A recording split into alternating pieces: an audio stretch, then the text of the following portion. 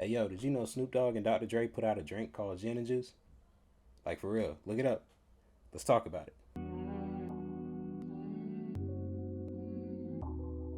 Hey yo, what up y'all? It's Guy Body Science, and this is another episode of Beats and Billboards where I take my two favorite passions, hip hop and advertising, and talk about how they came together to make dope moments for the culture. So with that said, a little bit of a history lesson. In 1994, we all know that Doggy Style came out. That was Snoop Dogg's debut album, and of course we know it was executive produced by Dr. Dre. We all know that Dr. Dre introduced the world to Snoop Dogg, so these two have been an iconic duo for 30 years at this point. With that said, to commemorate the 30-year anniversary, the first thing they're doing, because I'm assuming they're going to do more, is they put out a drink together called Gin and Juice after Snoop's debut single, Gin and Juice. And honestly, that's just kind of dope, man. Like looking at the press release right here, it essentially comes in 4 flavors, right? So you've got apricot, you've got citrus, you've got melon, you've got passion fruit.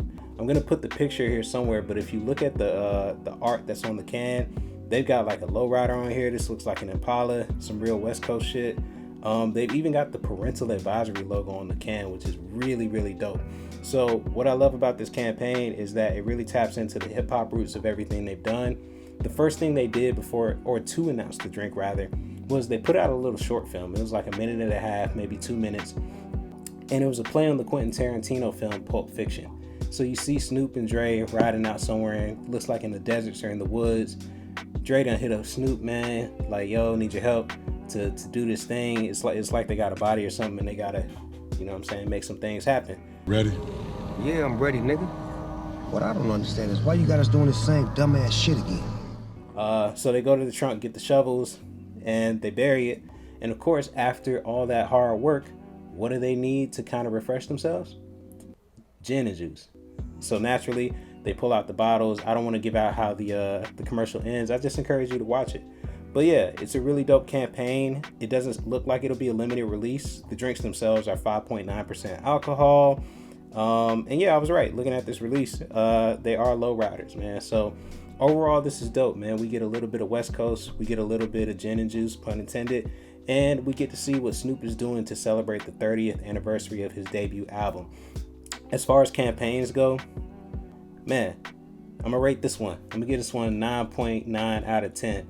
And yes, I'm biased because it's Snoop.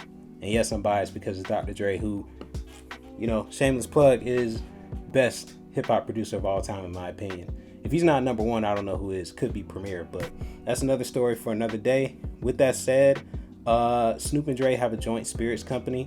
If you go on Twitter, they actually have a handle for it, by Snoop and Dre. And yeah, I encourage you to check it out. Check out the drink too. I'm in Atlanta, but if you see it somewhere else in the market, let me know. Trying to get my hands on it. I don't drink like that. I wouldn't promote drinking like that in general.